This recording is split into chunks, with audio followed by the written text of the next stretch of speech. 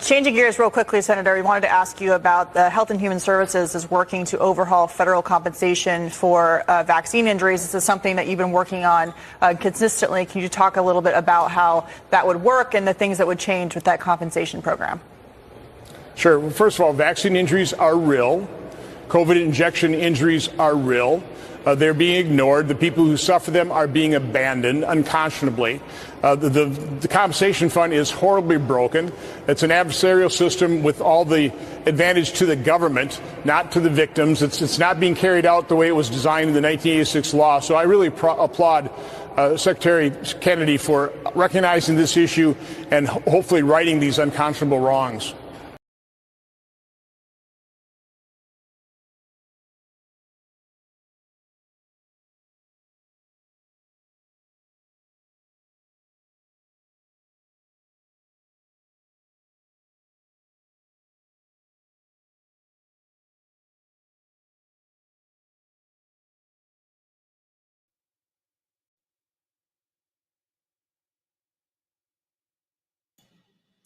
Thank you for tuning into the Dan the Messenger podcast broadcast. Welcome, brought to you by Hope for Humanity 2020 and Hope House here in Orlando. We've been on a break for the summer for a little bit, but I decided to come out to start bringing a few more people on because there are so many frontline heroes on this current realm that we've been dealing with. And this gentleman has been setting the stage on fire by hitting all the right podcasts, speaking on, his name is Nicolas Hulscher from the McCullough Foundation. He's the epidemiologist and virologist that is the education arm for the foundation and really has just been speaking truth, chapter and verse with science.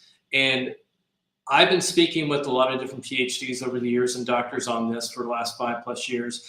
And this gentleman has zeroed in on everything that we've kind of connected the dots on with either long COVID or vaccine injured and what we are currently seeing in the clinical setting environment with patients, with looking at the biomarkers, looking at different system issues. This gentleman is bringing the smoke, as I would say, the heat on exactly what we are seeing, but with peer review, preprint, and working with some of the best teams around the globe. And let me, no further ado, bring him on. Nicolas, sorry, a little rusty, I've been on break, but man, I am so excited to have you on today. How are you doing, my friend? I'm great. Thank you so much for having me. Well, listen, it's a blessing, and what the work you're doing is truly will be biblical in times and historical in times. 20 years from now, they're going to look at people like you and going, he was speaking chapter and verse, nothing but truth and facts. No matter how many of the bought and paid for scientists keep trying to muddy the waters, you're speaking truth. And some of the things last week when we kind of spoke, you were breaking something. Within 48 hours, a story is going to be breaking. And what was some of those, what was the story that you were breaking, Nicolas, that was so important for the audience to hear? Yes, a major study we did release about 3 days ago now. It's not peer reviewed yet, but we uploaded it to the preprint.org server, one of the largest preprint hosting sites, where people upload their research as they undergo the month to year long peer review process. And what we found is truly very worrisome, but it's also what we expected to find. So what happened was we found severe genetic dysregulation in vaccinated or vaccine injured individuals. And what that means is their gene expression was severely disrupted. And what that means is, so there was about thousands of genes which encode for proteins, right? For your body's normal cellular functions, it has to use genes to make functional proteins. And thousands of these were either upregulated or downregulated, which based in our study, and then you look at what the functions of the genes were, the upregulated and downregulated ones have to do with tumor suppressor genes. So we found massive upregulation of cancerous activity and downregulation of genes that suppress it. We found genes that have been suppressed for mitochondrial function. So this is indicated of mitochondrial dysfunction and failure, as well as immune dysfunction. as well. And so many things were going haywire molecularly. And what we did was we compared the blood samples of, it was about it's a pooled sample of around 800 healthy pre-COVID, pre-2020 participants. We had about 10 vaccine injured individuals. 7 developed new onset cancers. 3 of them developed neurological and cardiovascular adverse events within a year of vaccination. And yeah, we just found this severe molecular disruption, or what's called transcriptomic dysregulation in vaccine injured individuals that is long lasting. What I try to describe to the basic audience that doesn't really understand epigenetics or how the immune system works. Essentially, these spike proteins are running around the system, causing it to catch on fire, per se, right? It's like literally an arsonist that's running around catching your rooms on fire inside your house. And then they slowly will impede the immune system because it can't handle fighting the battle nonstop, correct? Right. Yeah. We have these spike proteins that are circulating in the body, right? So for everybody just to understand, the mRNA shots and lipid nanoparticles go into all your organ systems, and it gets into the cell, the mRNA unpackages, goes into what's called your ribosomes, your protein machines in your cells, goes into your ribosomes, and then that starts to crank out what this Moderna Pfizer mRNA is telling it to, which is a non-human, highly toxic protein. And so those cells will start to express that, and some of it will detach from the cell, some of it will just express on the cell surface. Those cells likely will be attacked by your immune system, as well as then you'll have all this circulating spike protein fragments, frame shifted proteins. So these are other proteins. Nobody even knows what they are, but the Pfizer Moderna mRNA is imperfect, so you produce other proteins as well. And so your body has a very difficult time clearing these spike proteins, particularly the modified ones in the vaccines. And so, yes, this is one of the reasons why we've seen all this dysregulation. But one of the other reasons is the physical act of the mRNA translating into the spike proteins. That's inducing some dysregulation because it's not, this is not a native mRNA coming in. This is a synthetic non-human mRNA, and it's causing all sorts of molecular issues. And so we have that, but we also have DNA contamination in the injections. And we do believe a lot of these genetic alterations or dysregulations are actually due to possible reverse transcription or genome integration of the plasmid DNA left over from the manufacturing process. What's in this plasmid DNA is spike protein encoding DNA, right? Not the mRNA. They use the DNA at the factory to make the mRNA, but they leave it in the vials. They don't clean it out well. And so we do believe that possibly integrating into the genome of certain individuals, and this could also be why we see all this dysregulation.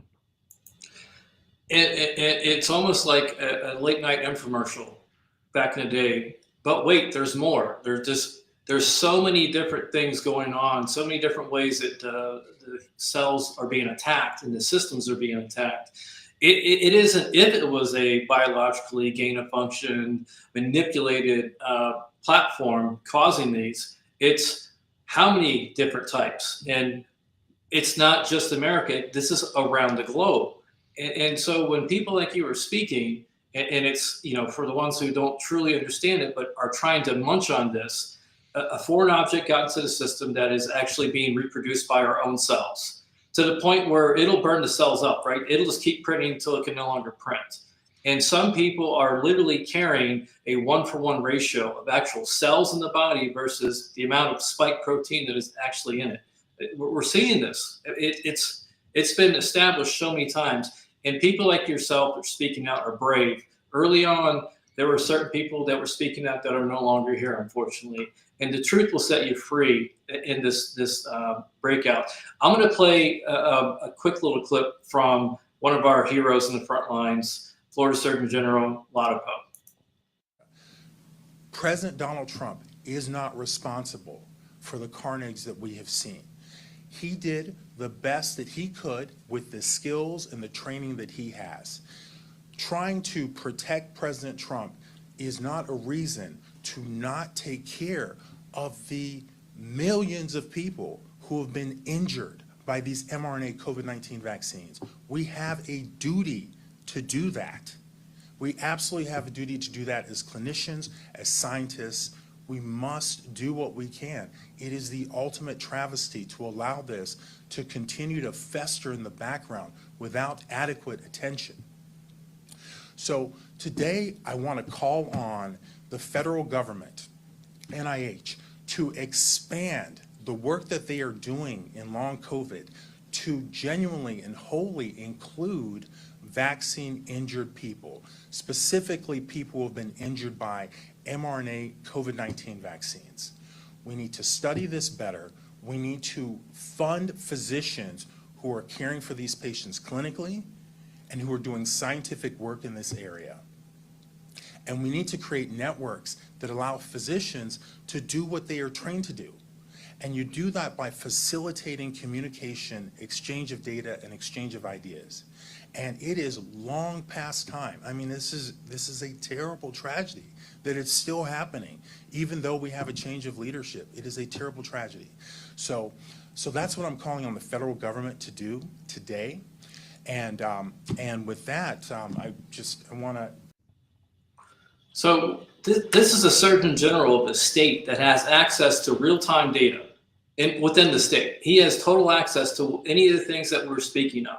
So this is somebody who is the top surgeon chief of our state saying, yo, millions of people are suffering these adverse reactions. And then people like you who are the experts, the epidemiologists, the virologists that are not bought and paid for, that are taking their Hippocratic Oath very seriously.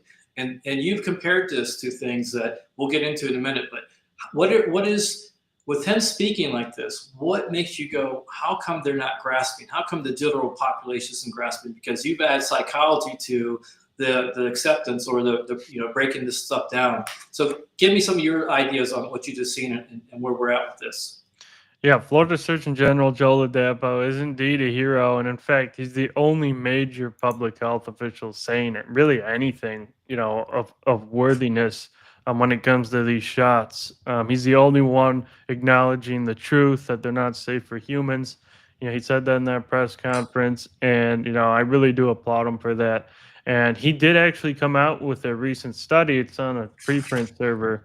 They actually found Pfizer recipients faced 36% higher all-cause mortality versus Moderna recipients, and we extrapolated that, and we actually found, based on that, if you look at the U.S., all of U.S. data who got Pfizer, that actually yields about 480,000 American deaths minimum from Pfizer alone, right? So that's what study he conducted. Now, he didn't give that extrapolation, but it can easily be done. We did that pretty easily. You can feed it into any language learning model and see it for yourself as well. So yeah, we're in a lot of deaths, but yeah, vaccine injured, he's right. We got to start studying them. Like, now that we're uncovering all sorts of molecular and genetic disruptions in people, now that we obviously already know about all the cardiovascular, hematological, so blood abnormalities, immunological disruptions, we see all this stuff now. We have to start studying these individuals and helping them heal, right? They have been ignored. There's millions of injured Americans from these injections. Just in VAERS, there's 1 million adverse event reports, and that's underreported by a factor of 31. So, I mean, we're in the tens of millions of injuries. We can't just brush this under the rug. And those who, watch Florida Surgeon General Joe Ladapo, those who ignore this when we raise these alarms and provide this data, those who attack it, it appears that they are in the second stage of grief, which is anger, right? First, it's denial.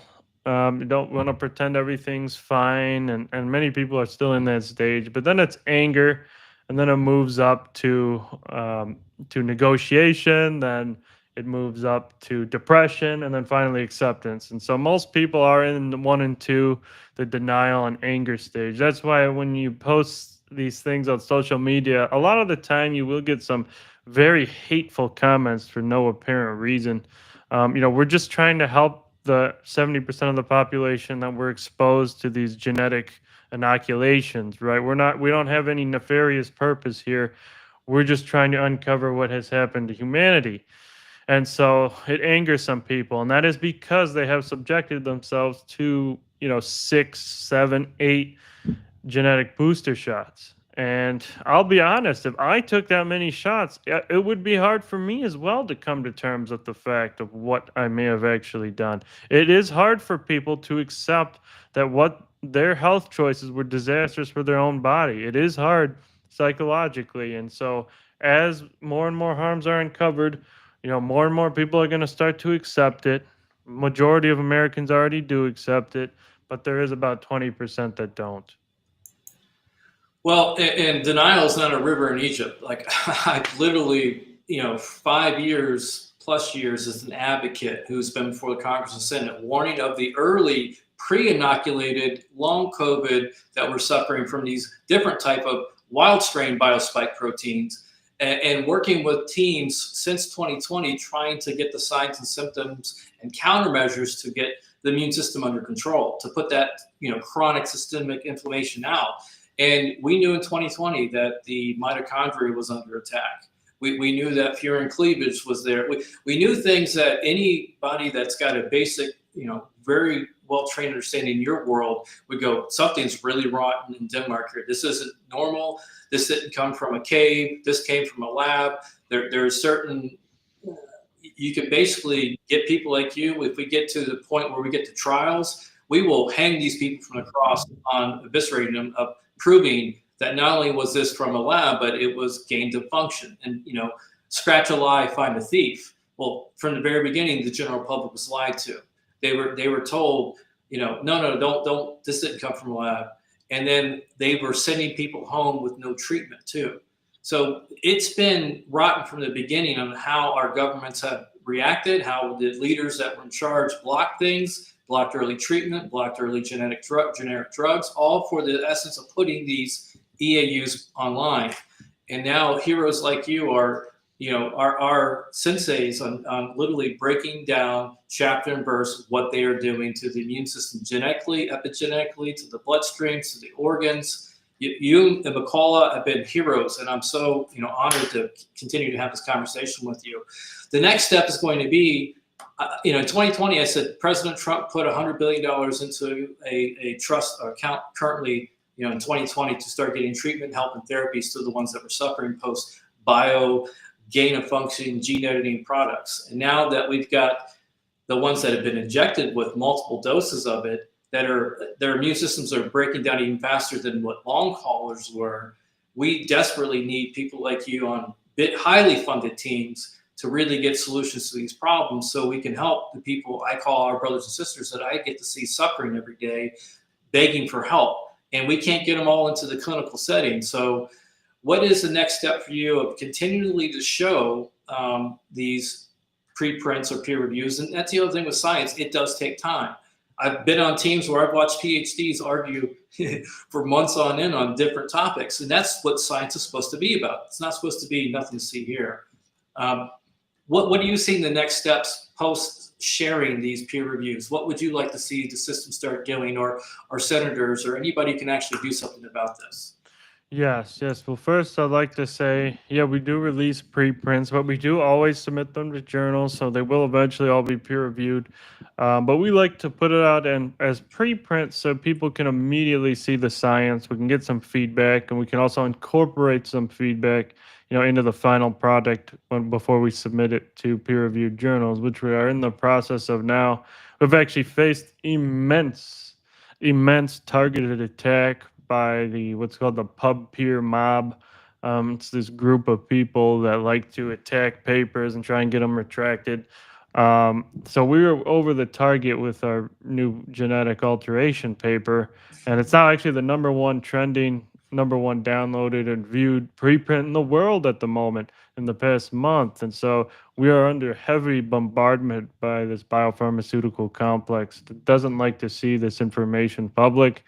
And so they are trying every form, every way to discredit it and claim it's debunked. And that's not the case. If they want to debunk it, they can go and analyze their own gene expressions in their own blood samples, and then we'll see, okay, did they confirm it or did they not? But they're trying to use character assassinations and various forms of propaganda to discredit us at the moment. So that's what we're faced, but it's out there, and we're going to keep putting out new studies. We have many up the pipeline at the McCullough Foundation, not just on mRNA injection injury syndromes, but also we do have a comprehensive peer-reviewed that will collect all the peer-reviewed evidence of vaccines and autism, childhood vaccines and autism. That's under the works. But we're also looking at many things for the mRNA injections, including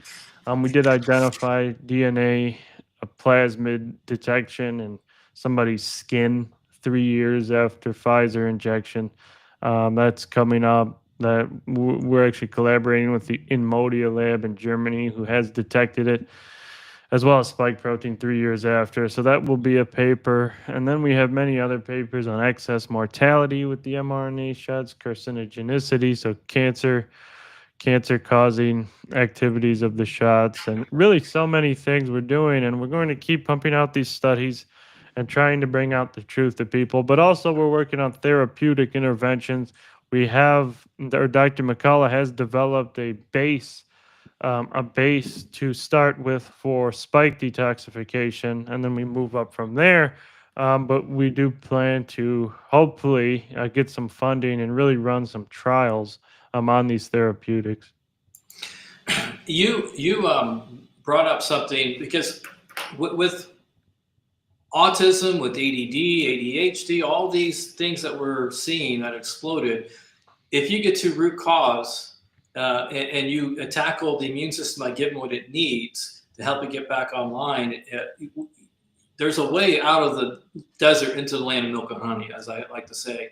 And right now, that's what we got. We've got millions of people that are stuck in the desert that are trying to figure out ways of how they can get through this. This really mimics the 80s all over again. I mean, the retrovirus, even though it's not a retrovirus, what it's doing to the immune system is very similar. Left untreated, you have broken immune systems. They become immunocompromised, right? They become highly susceptible to a common cold being able to take them out. So they really need therapeutics right here, right now. And people like the McCullough Foundation, trusted organizations that were the early whistleblowers on what we were seeing, are desperately needed. You also brought up that you look at this as almost like they drop nuclear bombs all over the planet, and the nuclear fallout is what we're dealing with. And I was bringing up Oppenheimer a year ago, going, we haven't changed our method of operation.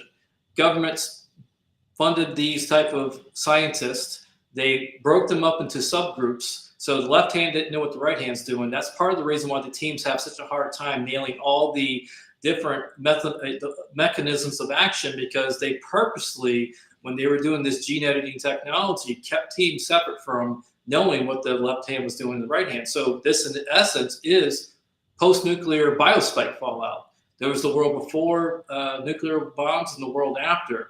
And essentially, there was the world before gain-of-function biospike proteins, and now the world after. Even though we, goes back to what, 2001, 2002 was when the first gain-of-function type of product got out there. Is that correct? Well, in 2000, there is a study out in Lancet Infectious Diseases that found 300 lab leaks since 2001. I just think they didn't look before that. There's been lab leaks before 2001, many of them across the globe. But there's been about 300 since 2001, with the majority in the United States. Now, most of these lab leaks, they claim don't lead to anything, but who knows really at this point. We can't trust them. So there's probably many things circulating in the populations that have been a direct result of laboratory leaks or releases. But we have been hit by dual biological weapons. We've been hit by the synthetic manufactured SARS-CoV-2, virus as well as the mRNA injections. So we got double hit. About 99.9% of the population is estimated to have antibodies against the spike protein. So literally everybody has been exposed to this biowarfare agent. And so, yeah, we've been hit by a weapon. It's not natural. It has been made and it has been released. And so no accountability has yet been served.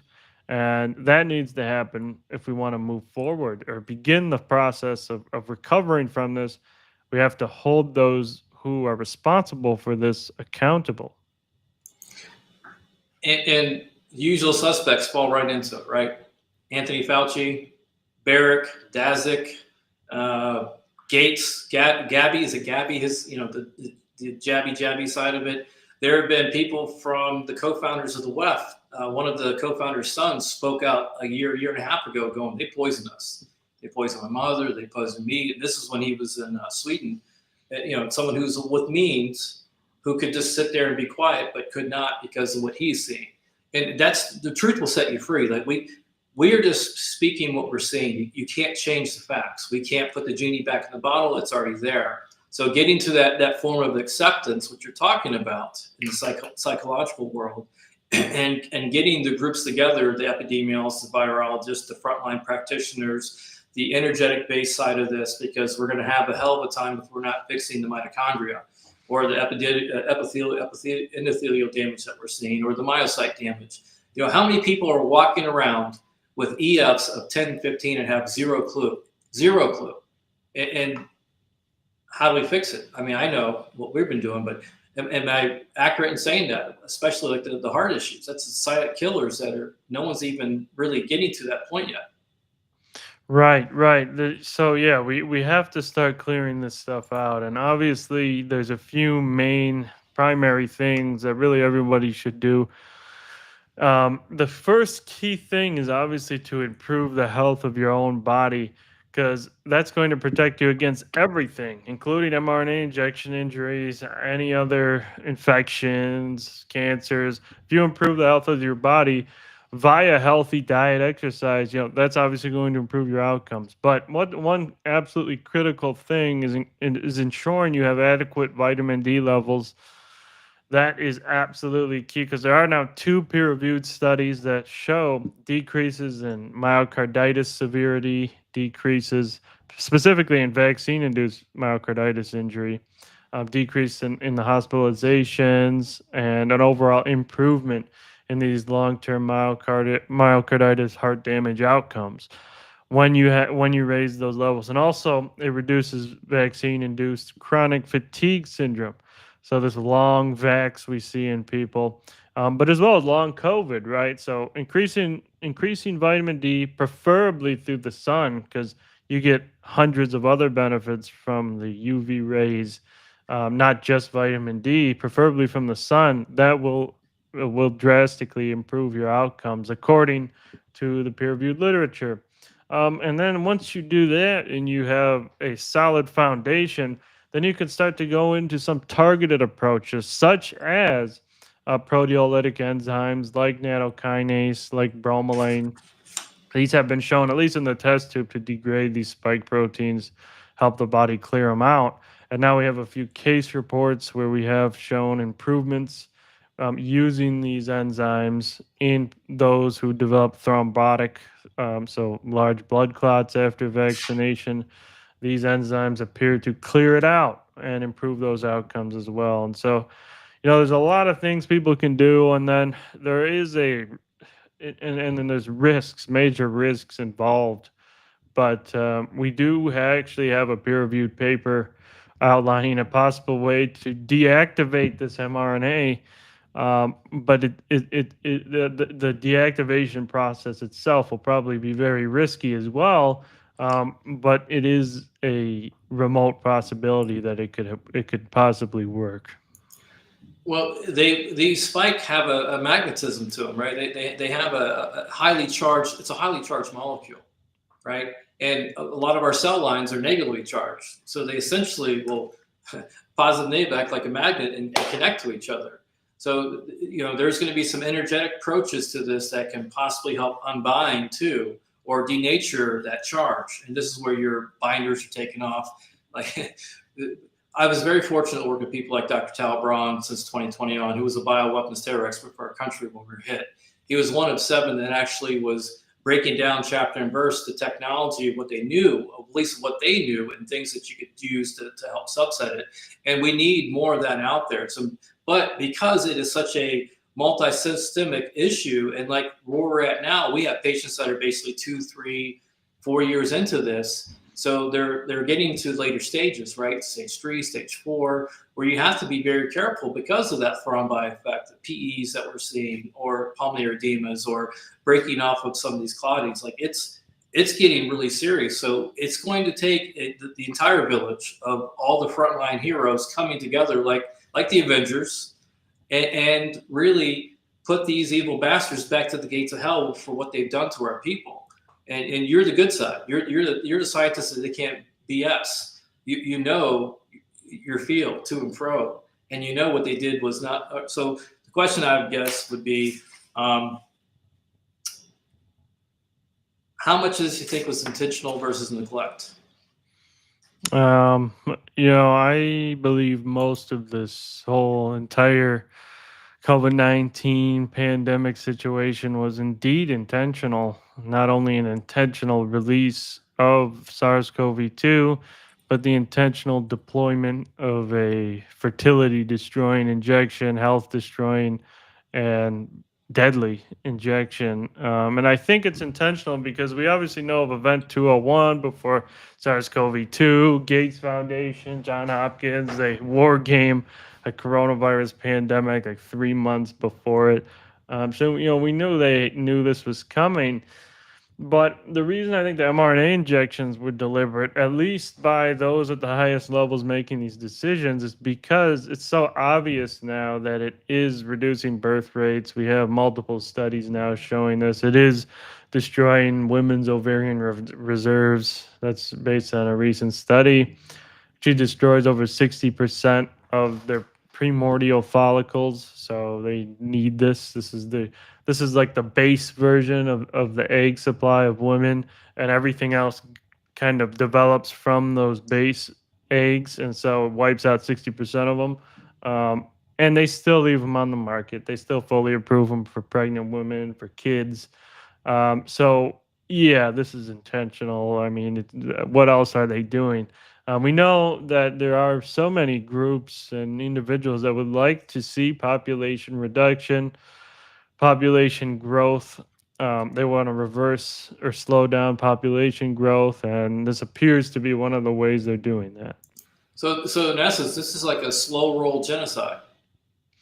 It appears to be that way, yeah. It really does. I mean, based on this evidence, I mean, I'm not just making this up. Based on these catastrophic harms and the inability to act or even mention these harms by many of the people in our governments and agencies, does lead me to believe it's probably somebody's telling them, like, listen, you can't mention this. We do know it is a military operation, the development of these injections, and it appears that they're probably, they're highly involved in this, and that makes things much more difficult. Yeah. So it's like our government was controlled from the inside out. It's not the government, but people within the government had their own nefarious ways of wanting to do things. And I tell you what, I'm going to play another clip from Tulsi Gabbard. Here are the undeniable facts. There are 25 to 30 U.S.-funded biolabs in Ukraine. According to the U.S. government, these biolabs are conducting research on dangerous pathogens. Ukraine is in an active war zone with widespread bombing, artillery, and shelling, and these facilities, even in the best of circumstances, could easily be compromised and release these deadly pathogens. Now, like COVID, these pathogens know no borders. If they are inadvertently or purposely breached or compromised, they will quickly spread all throughout Europe, the United States, and the rest of the world, causing untold suffering and death. So in order to protect the American people, the people of Europe, the people around the world, These labs need to be shut down immediately, and the pathogens that they hold need to be destroyed. Instead of trying to cover this up, the Biden-Harris administration needs to work with Russia, Ukraine, NATO, the UN to immediately implement a ceasefire for all military action in the vicinity of these labs until they're secured and these pathogens are destroyed. Now, in addition to all this, the U.S. funds around 300 biolabs around the world who are engaging in dangerous research, including gain of function, similar to the lab in Wuhan, where COVID-19 may have originated from. Now, after realizing how dangerous and vulnerable these labs are, they should have all been shut down 2 years ago, but they haven't. Now, this is not a partisan political issue. The administration and Congress need to act now for the health and well-being of every American and every person on this planet. Did you leave? Did you? Here are the That's from our, one of our top officials currently in government, own words. So to say they don't have a clue or don't understand what's going on at this time is just a farce. But we're not trying to make enemies within our government. We're trying to be a part of the solution, not the problem. I know Peters, testified multiple times for the Congress and Senate. Have you had a chance to get up there? I've done it twice. It's no fun. Not yet. I haven't. I went there, I saw it, but no, I haven't had a chance to testify. Because, you tell them all this. You bring people like Hurricane Shelley or Danny Baker or, the nurses that were the heroes in 2020. And then once they got injured, they got thrown out like yesterday's garbage. They speak to Senator Johnson and other ones. Marjorie Taylor Greene is another one. And nothing happens. We worked for 3 years on getting bills passed this for long haul syndrome. And essentially, once they finally passed something, the money just went to some hospitals and they called themselves long COVID clinics, but yet they tell them do not take anything and just basically monitor them so Big Pharma can get that data and then no one's getting help. And so it's frustrating from all ends, but keep speaking our truth and keep sharing the truth and put it out there. And eventually that anger from the ones that they've injured or the lost, how many people have buried their family or loved ones from this that are still in shock? There's the ones that are wanting justice, but then there's the ones that don't even know that it's happened. Yeah, it's a complex. I mean, so much has happened to us. We've been attacked, and we're just now picking up the pieces. And yeah, many people are in denial. Many people are in despair. Many people are dead. Many people are permanently disabled. And we just we got to pick up the pieces and go from here. And like Tulsi Gabbard just mentioned, she's right. There's so many hundreds of biolabs.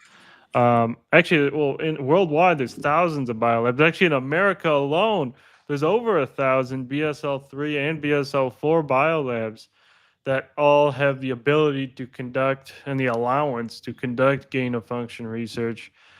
Literally over 1,000 just in the U.S. And we don't know exactly how many of these contain modified pathogens with pandemic potential, but we assume a large amount do.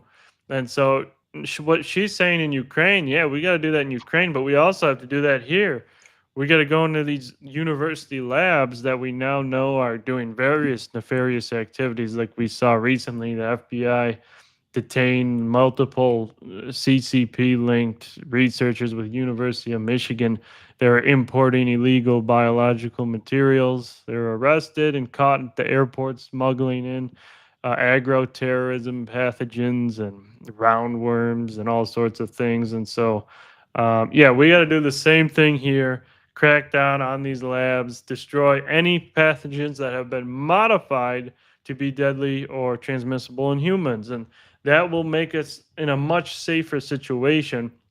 Now, I think the reason they don't do that is because they're afraid that, other countries are doing it, right? They're afraid that, if we stop it here, they're just going to have an advantage on us and they'll have all the deadly pathogens and just release it onto us. But what actually then the only seemingly solution that can be made is a worldwide effort, a global collaboration to just eliminate these pathogens. But, that's far-fetched, but it needs to happen. Well, we are at that percentage time because I brought up the 80s and retrovirus. And essentially, I think like 1978 is when it kind of started. By 1984 is when we were seeing the true fallout, the horrors of these cancers that were exploding, of the immune dysregulation and people dying from it. Now, if we were to mimic that, 2019, 2025, we're essentially right there at that same boiling point. And you see all these integrative type health places popping up. Same thing happened in the 80s. The health phase took off in the 80s because they were seeing what was happening. So that's a plus side. People are starting to go, okay, I better really, the best offense for this is a good defense, boost my own immune system, my own health. But for the ones that are suffering and that need help, basic lifelines. We were working with Heather Hudson and Cody's Law here in Florida, trying to get that off the ground. But you brought up a bill, H53219 in Minnesota. And can you kind of give us a little update? Because we're trying to figure out multiple ways, either state level or national level, to get things, to get help to people or to get justice for people. Can you speak on that bill just a little bit for us? Yes. That was filed in Minnesota a few months ago. And what the bill does is, and this, they were very brave to file this bill. I believe Dr. Joseph Sansone was critical in helping get this bill to the lawmakers and filed. I think he wrote the draft, so he deserves a lot of credit for this. But it does classify mRNA injectables, mRNA gene therapies as biological weapons of mass destruction and violates national and state bioweapon laws. And that's what this bill would do. And so it would basically provide high levels of charges, life in prison, etc., for distributing or administering these injections. And so, but it makes sense, right? That is what these are. We now understand these are indeed biological weapons of mass destruction, based on them resulting in more deaths than 121 Hiroshima nuclear attacks. I mean, sorry, the Hiroshima nuclear bomb, that was a WMD. These injections kill 121 times more.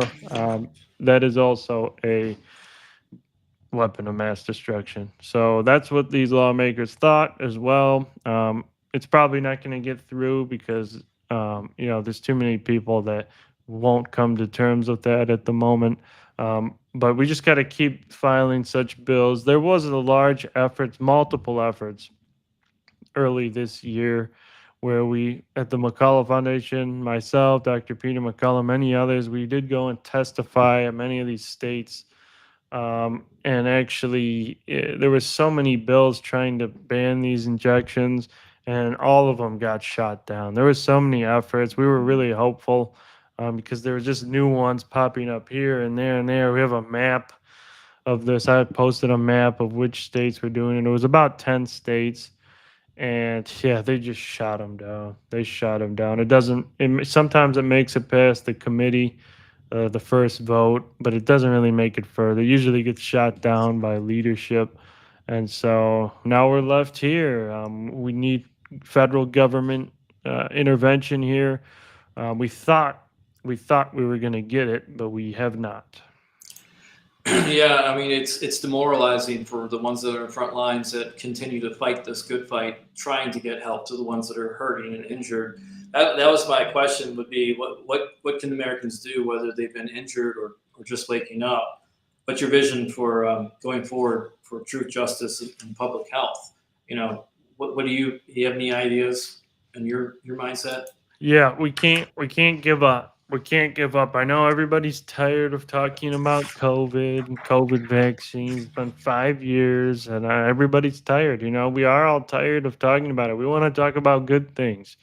But when we're still under attack by extraordinarily deadly gene-altering injections, we can't stop, right? Even if we're tired of it. We got to keep going until the mission's completed, which is a removal of these from the market, and nobody else is being inoculated with these. But we're facing attacks from multiple fronts. We have to remember the USDA authorized self-amplifying RNA particle injections for dogs and cats last year. So those are currently being administered to our animals, probably shedding on the humans. These RNA particles can self-replicate and probably shed definitely from the animals to their human owners through bodily fluids. So we are under multiple fronts of attack. So we have to keep fighting. We have to keep spreading the word. And here at the McCullough Foundation, we're going to keep doing the research. We're going to keep spreading the word. We're going to keep doing our investigations. But for, everybody else that's, wants to contribute, just keep sharing, share stuff with your family. Speak up, you're at dinner with your family. Mention the new study that came out that shows harms. We can't be quiet anymore. But the thing that really needs to happen is key people that make decisions in governments have to start acting, doing the right thing, like Florida Surgeon General Joe Ladapo. People have to follow his lead, it appears, because nobody else is saying this stuff, and they have to make the right choice. And I really do hope that the tide can turn, within the next few years or so. Well, we have a co-friend on the front lines in your great state of Texas, who decided he's going to try to be a part of the solution. Lieutenant Colonel Pete Chambers, DOD whistleblower, running for Texas governor. That would be amazing to have someone like that to be able to work with, because we do need funding in our military. Listen, we haven't scratched what is happening within the DMED data in the military, because you can argue yellow card, you can argue bearers all you want, but the military keeps anal records, and they've been mirroring and sharing what we've been seeing on the civilian side. But if the general public knew what is happening on the military side, they'd throw up, they'd be sick. If they knew that we are this is why no one's fighting wars right now, because they did it to the militaries around the globe. There's so much mass casualty events within our not just our military, but all the militaries. They would be shocked. We are getting to some solutions, right? We are getting therapeutic care out there. We are seeing results. But like you said, as long as these spike proteins are continuously being shed and spread, even practitioners are under duress from this. They're seeing high loads of patients that are dealing with this. Like we're still in the middle of the storm. Even though it's 5 years later, we're exhausted, we're all talking. This is still a silent war. This will go down probably as the silent war of the 2020s. And our populations, you mentioned some statistics, 100 million people by 2030 is what you're kind of seeing. But I truly believe from what we've seen on the battlefield and what we've traveled and talked to, that number's way low, way low. Yeah. The number is probably much higher than 100 million. We even made I would say, 100 million is a conservative claim and a reduction in total population size. It's probably going to be much, much more than that. But I'm particularly worried about developed countries, right? Those are really going to tank. Those countries that did receive the mRNA products will suffer the most catastrophic losses. Like some countries in Africa, they didn't really get any of them. I would not expect many problems there other than, going hungry. But, we just have to wait and see. The vitamin D issue was present before the biospikes got out. We were already, as a country, 40% of us were unhealthy from the get-go before this whole thing happened. And we have seen patients that are trying to work with their D3s, and they're still having issues, even with practitioners overseeing it. The methylation issues, the homocysteine issues, too, are being missed in a lot of these patients. So suffering post-COVID can also, sharing the science and educating the population is one thing, but trying to work on protocols when you have the whole damn systems are on fire is incredible. But what will change this is medicine for the future. The people that we are tackling, they're all each one a case from house. Like they're so mass complicated. So if we can really get the science so we're tackling these patients consistently, we can change medicine for the future. So I guess that's the blessing out of the curse they bestowed upon us. They put some of the best brains in the world, like yourself, Nicholas, and McCullough, and the rest of the organizations that can truly be a light in this darkness. So that's the reward of what you are doing, and the rest of us on the front lines is we can change medicine for the future, for our children and our grandchildren. That's where the fight's at. The past has already happened. This is the battle we have to fight right now, is for the future. And I'm so blessed and humbled that you came on the show. If you had 30 seconds in front of every world leader, what would you say to them? This is your show. Stop the genetic assault on humanity immediately. You have caused millions upon millions, hundreds of millions of casualties, and altered the genetic expression of humanity and destroyed the reproductive future of humanity. You have to stop this now, get things right, and start helping your own populations. Well, couldn't have said any better, Nicholas. Listen, anything else you want to say before we end this? Because I know you're a busy guy, and I appreciate you give me almost an hour of your time today, because I think it'll benefit society for generations. Yeah, I know I like to conclude on a positive note, because so many things are so negative. We are talking about negativity, but we have to expose this. It's just the nature of this game. But yeah, I do think we can have a much better future once we win this battle, once we shave off this attack on humanity. I think we can be we can have a very fantastic future, but obviously so many other things, there's so many other fronts that need to be improved. It's not only the biomedical attack, but many other things, many other issues that will need to be addressed, that are not under my expertise. But there's so many things that have gone wrong in the past 50 years that we are at a point, I believe now, where we should not be. We should be in a much better position right now. Humanity should be much better off. We shouldn't be suffering so badly at this point in time. It's just ridiculous. It appears we have devolved, or at least our leaders have devolved into just wanting to harm their own population. So if we get out of this, we will have a very, very positive future. And, the frontline heroes or unsung heroes of this, you're one of them. And I'm so blessed that you came on. And I hope we'll have you back on soon, as details are breaking or changes, because you are truly one of the you're taking off. Your star and your voice and your message is catching with the general population. And trust is what is needed most. I can't tell you how many people will not step foot back into a hospital.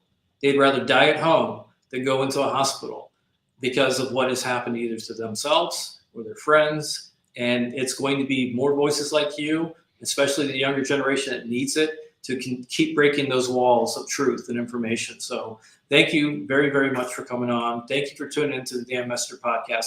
Nicholas, how do I get to the McCullough Foundation now? I want to get more information to the public. Where do I go? Yes, McCulloughFND.org is our website, but our X account where we post every day is at McCullough Fund, F-U-N-D. And that's where you can follow all the updates with the McCullough Foundation. And my personal X account is at NIC Hulscher, NICHULSCHER. And that's where you can find all my personal updates. Oops. Oh. Hold on here. I got it. I'm going to put it up. I've got a little rusty because I basically took the summer off because I've been so busy with patients. That is his X account. I seen last week you said congratulations on 100,000. You're already up to 115,000. So I can imagine you're growing by hundreds of thousands here sooner than later for your voice, your expertise, your genuine kindness and caring of our fellow brothers and sisters. So everybody, thank you for tuning in today. We'll do another one soon. Have a blessed day.